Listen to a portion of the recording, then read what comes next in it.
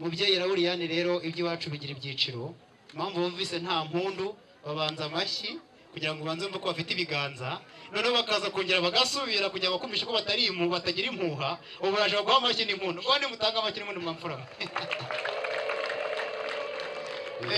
nuko twabaye nuko byabaye nuko twabaye. urakoze inshuti. Mubyeyi rero, mubyeyi nagira ngo iyo umusaza amaze kukwakira kuriya abatanze rugari, ngo abashaka amazi bakomekeze baha amazima, abashaka ka fanta gafubuka igifu barebe icyoroshye, n'abakunda agasembuye babandi bagiye mu bukwe bw'ikana nabo rwose babandebere kandi babigenze uko nguko.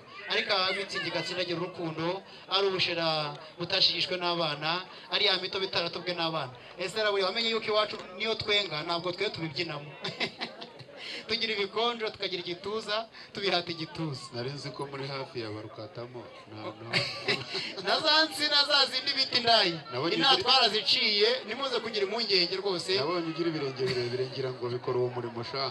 Nigize kubyina nambaye bote hinduka ncongo